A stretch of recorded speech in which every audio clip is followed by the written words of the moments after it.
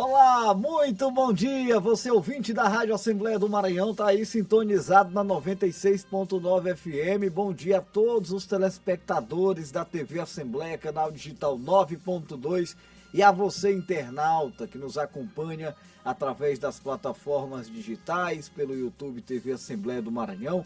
Sejam todos muito bem-vindos à transmissão simultânea ao vivo, do Diário da Manhã. Eu, Ronald II, estou aqui direto do Complexo de Comunicação da Assembleia Legislativa, já na apresentação do nosso Diário da Manhã, que traz a cobertura completa das atividades na Casa do Povo do Maranhão, segunda-feira, 6 de abril de 2026. Mais uma semana começando, hein? Que seja uma semana propositiva, de muitos resultados em defesa das famílias do estado do Maranhão, em defesa dos nossos trabalhadores. E aí a cobertura completa da agenda na Assembleia Legislativa, você vai acompanhando com a gente. Amanhã já é dia de sessão plenária, daqui a pouquinho o repórter Joelson Braga entra ao vivo, trazendo mais detalhes sobre a agenda para os próximos dias de atividades na Casa do Povo. Daqui a pouco eu trago também um balanço do que foi discutido, o que foi destacado pelos deputados e deputadas ao longo da última semana no Parlamento Maranhense. Vamos falar sobre saúde, viu? Um alerta aí sobre a alta incidência de influenza, viu, gente? As unidades hospitalares registrando aí alta nesse problema de saúde, né? É um problema respiratório. Lamentavelmente, com esse período chuvoso, a situação tende a ficar mais agravada, não é isso? E a gente vai trazer alguns alertas, algumas dicas de especialistas aqui no Diário da Manhã sobre o assunto. Vou receber daqui a pouco o Ricardo Baldez, que é o diretor de orientação e atendimento ao consumidor do Viva Procon. Segunda-feira é sempre um dia da gente tirar as dúvidas com o Viva Procon, no nosso Tribuna do Consumidor, nosso quadro semanal aqui que conta sempre com a colaboração dos nossos ouvintes, internautas e telespectadores. Estou dando uma pescada aqui porque eu estou com uma relação de perguntas e a gente vai tirar todas as dúvidas daqui a pouquinho da dona Maristela Abreu, cabeleireira lá da Vila Luizão, o Francisco de Assis, aposentado, morador do Ipaze, a Camila Moraes, que é cuidadora, mora no Cantinho do Céu, José Raimundo, comerciante aqui da cidade de Passo Lumiar, mandando aqui muitas perguntas e já a gente vai bater um papo com o Ricardo Baldez, que é o diretor de orientação e atendimento ao consumidor do Viva Procon. Tem previsão do tempo, logo mais, daqui a pouquinho a gente também faz um giro pelo trânsito na região metropolitana de São Luís. Vamos falar sobre o Estatuto da Criança e Adolescente Digital, o ECA Digital, viu? A gente tem trabalhado bastante essa pauta, porque é uma pauta de muita relevância em todo o Brasil. E especialistas já estiveram com a gente aqui no Diário da Manhã, nos demais programas da grade de programação da Rádio e da TV Assembleia, debatendo sobre esse assunto. E hoje a gente traz uma reportagem produzida pela TV Assembleia, tá bom? Bora-se embora, que seja uma semana, olha, das melhores para o povo do estado do Maranhão. Mais uma vez, sejam todos bem-vindos ao vivo, Diário da Manhã, direto do Complexo de Comunicação da Assembleia Legislativa. Vamos falar ao vivo com o repórter Joelson Braga, está ali já no plenário do Poder Legislativo Maranhense. Ô Joelson, bom dia, hein? Como é que fica a semana, qual a expectativa? Olá, Ronald, bom dia a você, bom dia a todos que nos assistem. É um dia chuvoso, né? E eu estou um pouco triste porque não fui convidado para o café da manhã do seu aniversário hoje, né? Estou sabendo que você está aniversariando hoje, parabéns aí, muitas felicidades nesse novo ciclo, né? Que se inicia em sua vida. Ronald, mas a semana aqui promete muita movimentação no Parlamento Estadual. Depois dessa volta aí do feriado prolongado, é comum que os parlamentares que visitaram suas bases eleitorais tragam para cá, para a tribuna, as demandas, né? Dos seus correligionários, das suas regiões onde recebem voto, onde eles visitaram. Mas também essa semana nós teremos de terça a quinta as sessões ordinárias aqui na Assembleia Legislativa. Amanhã, terça-feira, nós teremos dois grandes eventos aqui na casa. Primeiro, às 14h30, que é a reunião da CCJ, né? Às 14 horas. É uma comissão bastante importante aqui da casa, que define as regras, né, dos processos legislativos, as legalidades, né, a judicialidade de cada processo. teremos também uma reunião da Frente Parlamentar em Defesa do SUS, dos profissionais da saúde, dos agentes comunitários de saúde e dos agentes de combates às endemias. A iniciativa do coordenador da frente, que é o deputado Antônio Pereira. Reunião amanhã a partir das 14 horas, também aqui na Assembleia Legislativa. E a gente já convida a todos que estão nos assistindo para acompanhar também tudo o que acontece no Parlamento Estadual Maranhense, além da TV Assembleia, por meio da Rádio Senado, quem está acompanhando também, que é no prefixo 96.9, e também por meio das nossas redes sociais. Deixando um forte abraço para você, Ronald. E parabéns mais uma vez. Valeu, Joelson, valeu. Muito obrigado pela lembrança do aniversário. O café da manhã ainda não teve, não. A gente vai tomar um café aí, todo mundo junto daqui a pouco. Obrigado mesmo pelo carinho de sempre. E muito obrigado pelas informações. A gente vai ter uma semana aí, com certeza, de muito trabalho na Assembleia Legislativa do Estado do Maranhão. E até adianto, né? Aqui já é uma aposta minha, né? De muitos assuntos no âmbito da tribuna do Poder Legislativo maranhense. O fim de semana foi marcado por datas importantes no calendário eleitoral, a exemplo do fechamento da chamada janela partidária, né?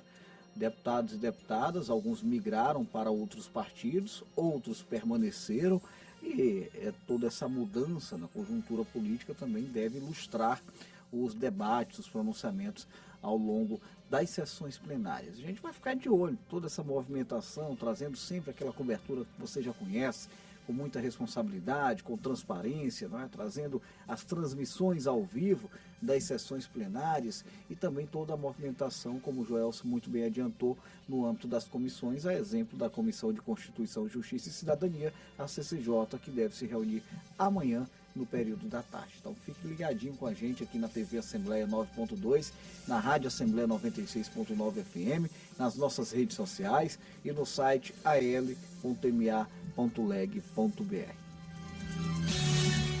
A gente vai dar uma pausa aqui nas atividades parlamentares para trazer também um assunto de muita relevância para a sociedade. A gente vai falar sobre saúde, sobre a preocupação das autoridades públicas com relação à alta incidência da influenza, né? A famosa gripe. Vamos trazer os detalhes na reportagem. Entre chuva e sol, está difícil manter a imunidade alta e não adoecer.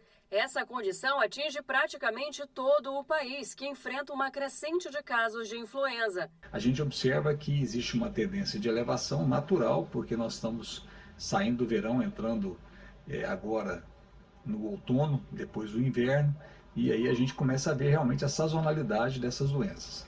A gente observa no Maranhão uma tendência que não é tão alta de crescimento, mas existe uma tendência de elevação de casos, foram observados vários casos.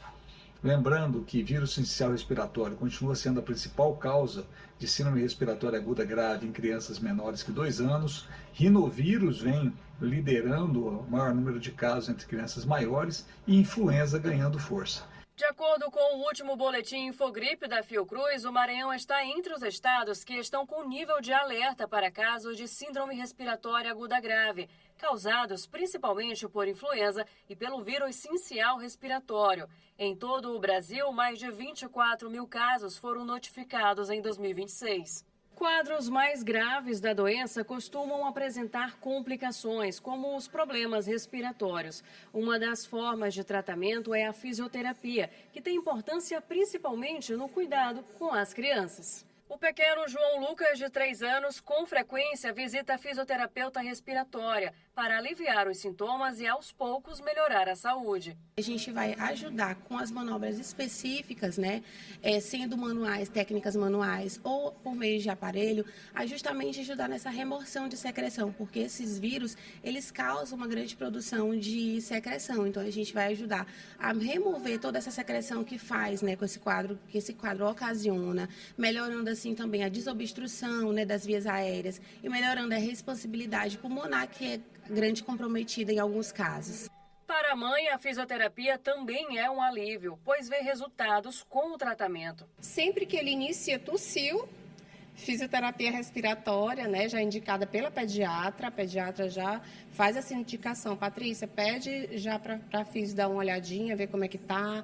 Então, é de extrema importância, né? Eu soube de uma forma que eu não gostaria de saber, né? Desde muito cedo, quando ele internou, passou por UTI, eu vi essa importância, assim, magnífica da fisioterapia na vida, principalmente que é um bebê estiador.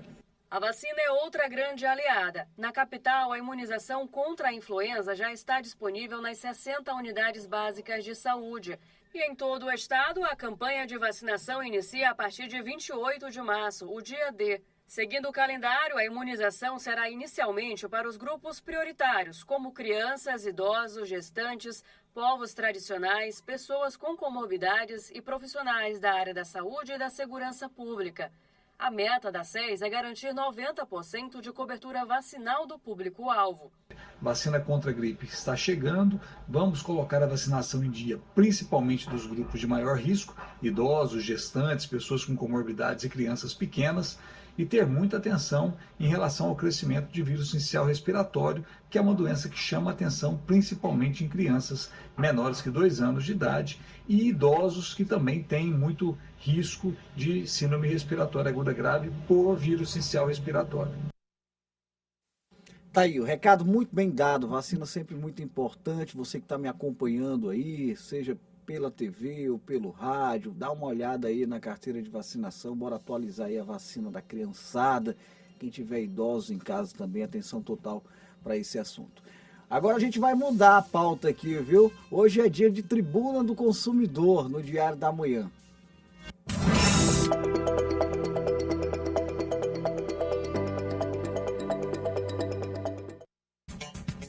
9h13. Nosso convidado está por aqui, nosso amigo Ricardo Baldez, diretor de orientação e atendimento ao consumidor do Viva Procon, para mais um quadro Tribuna do Consumidor. Mais uma semana começando, né, Ricardo? Seja bem-vindo. Mais uma vez, muito obrigado pela parceria com a gente. Bom dia, Ronald. Bom dia a todos os consumidores maranhenses. Depois de uma semana intensa aí de um feriado, a relação de consumo se intensificou. Então a gente está aqui para tirar a dúvida do consumidor. É verdade, viu? E eu começo aqui com a dúvida da Maristela Abreu, cabeleireira, moradora lá da Vila Luizão. Um abraço aí para os moradores da Vila Luizão, Araçagi, toda a região. Ela pergunta o seguinte, olha, eu recebi uma correspondência via Correios. Trata-se de um protesto de cartório em meu nome e CPF, cobrando uma dívida de cartão que eu nunca tive. Que orientação o Procon me dá? É fácil resolver essa situação? Eu posso processar? Na verdade, não sei por onde nem começar. Como é que eu resolvo esse problema, hein, Ricardo? Pronto, perfeito. Maristela buscou o órgão correto para tirar essa sua dúvida, né?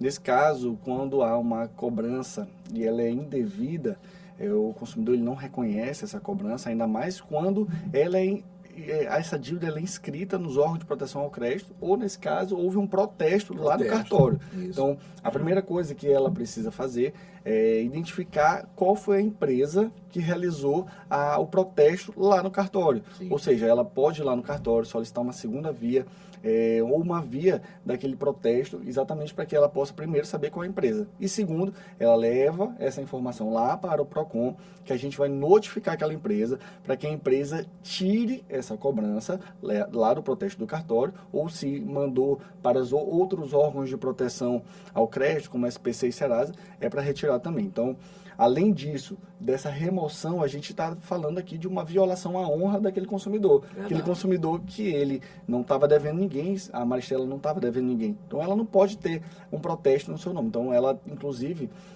tem direito a uma indenização por danos morais.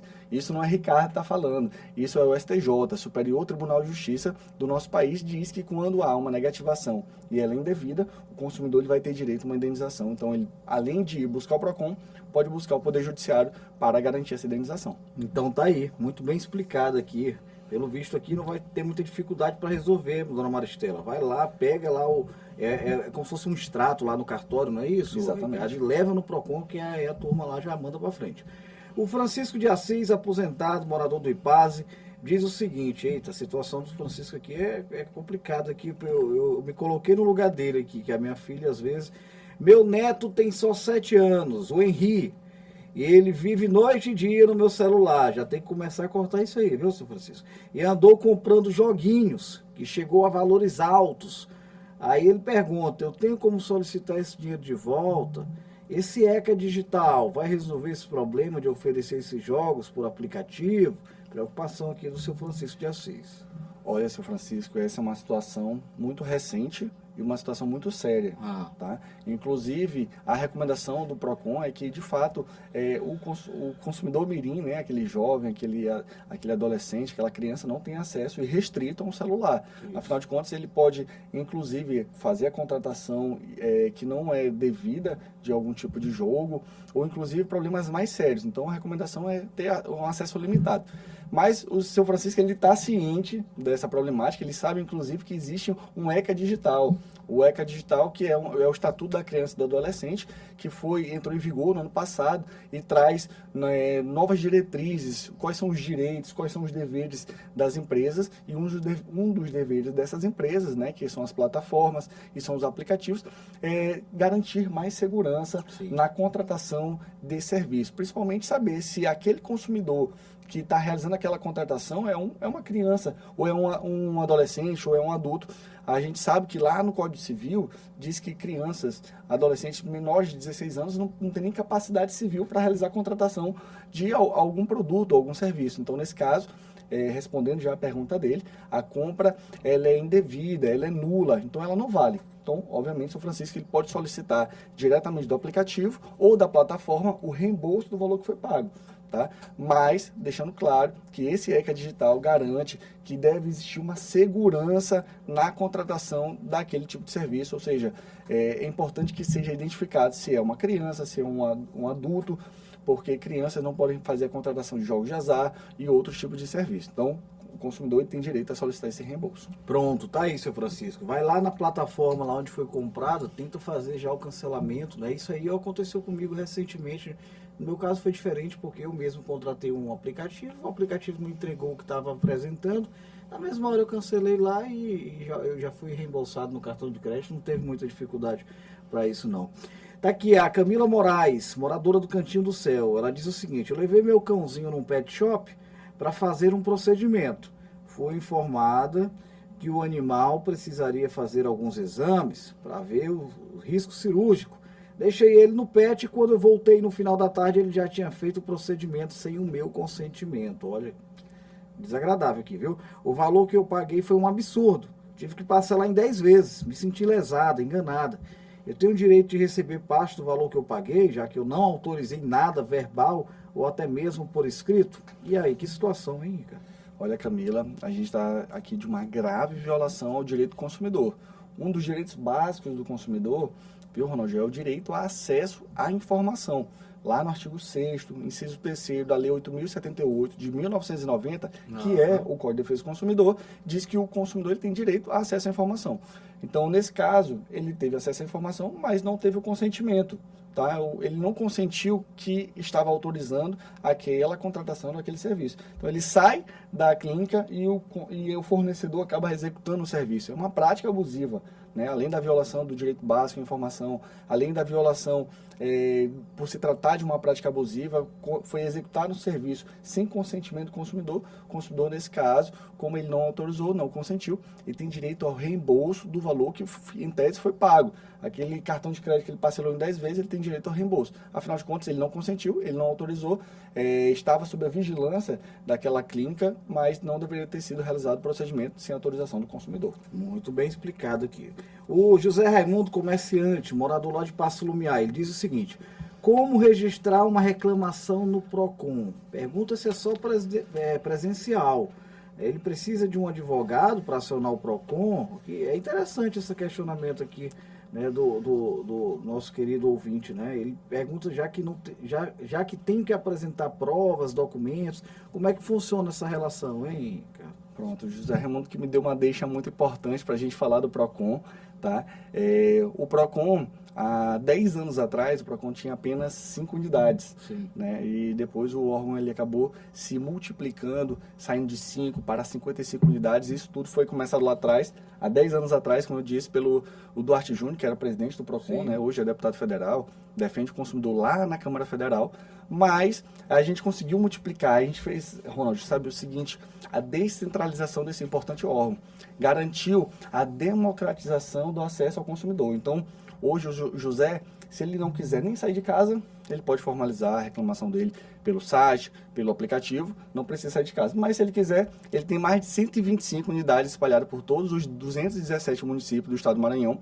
Esse processo de descentralização, depois foi dado continuidade pela hoje presidente Karen Barros, a gente conseguiu descentralizar, então o consumidor, se ele não quiser ir formalizar presencialmente, ele faz pelo site e aplicativo, mas a gente tem nossas unidades e aí ele não precisa de advogado, porque lá na nossa unidade a gente tem um especialista do direito do consumidor. Inclusive na semana passada a gente fez um encontro de coordenadores com todos os coordenadores do PROCON de todo o estado, exatamente para isso, para que a gente exista essa capacitação dos nossos servidores para a gente atender melhor o consumidor maranhense.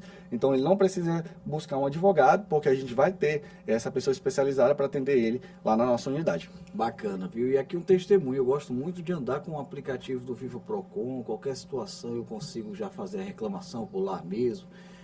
O tempo de resposta é muito hábil, né? Vale muito a pena, viu, cara? Eu gosto muito do aplicativo. Pronto, ele serve exatamente para isso, né? Para facilitar a vida do consumidor, e mais uma vez a gente está à disposição para resolver o problema do consumidor maranhense.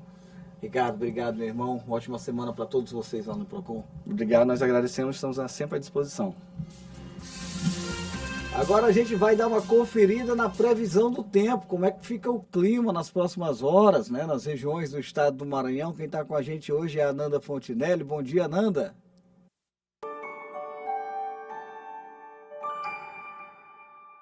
Bom dia para você. Vamos conferir como fica o tempo nessa segunda-feira, pós-feriadão, aqui na capital e no interior do estado.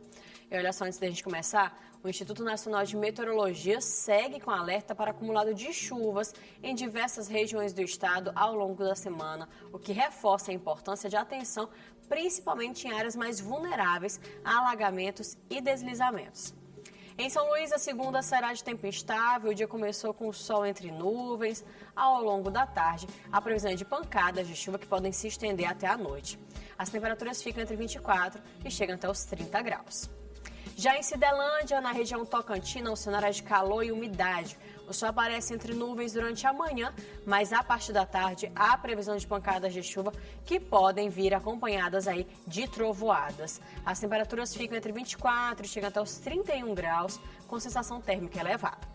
Em Maracaçumé, para a gente encerrar, o tempo também segue típico desse período chuvoso. O dia começa com variação de nuvens e há possibilidade de chuvas ao longo da tarde e noite. A mínima é de 23, a máxima chega a 30 graus, com pancadas isoladas lá na região.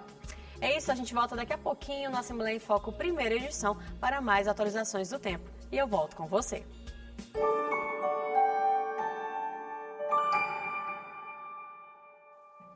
Valeu, Ananda. Muito obrigado pelas informações. Bora dar um giro também pelo trânsito na região metropolitana de São Luís. Como é que está o trânsito nesse momento? E eu observo que está, de certa forma, aí atípico, né? O trânsito bem congestionado em vários pontos da Grande Ilha. Olha só como é que está a situação na estrada de Ribamar. Trânsito praticamente parado a 5 km por hora de média de velocidade, gente. Você que sai do Maiobão, vai passar ali próximo à unidade de distribuição dos Correios, não é isso? Próximo ao condomínio Vitória, vai pegar o trânsito já bem carregado ali, sentido Forquilha. Trânsito congestionado mesmo. A própria estrada da Maioba ali naquele triângulo ali, não é isso? Nós temos um trânsito também praticamente travado com 5 km por hora. Isso sentido Forquilha, né? Próxima garagem da 1001.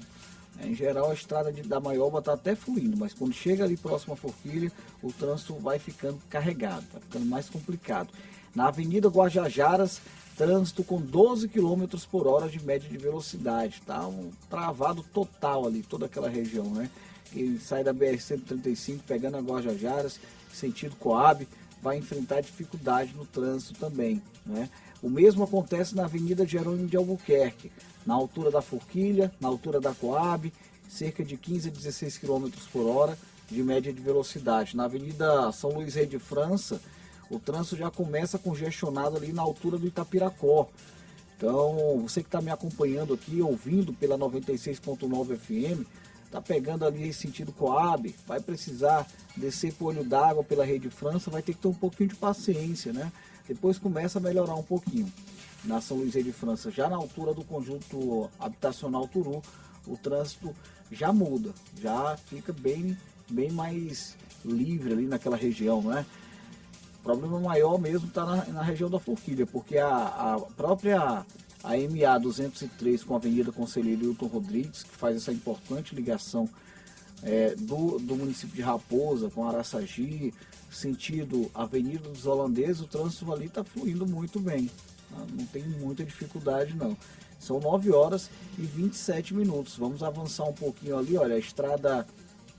na verdade a Avenida dos Holandeses flui muito bem, a mesma coisa acontece na Avenida Litorânea, não tem muita dificuldade não. Deixa eu só trazer informações da região central, como é que está o Jaracati e o São Francisco, para a gente poder já sintonizar direitinho aqui os nossos ouvintes com o trânsito.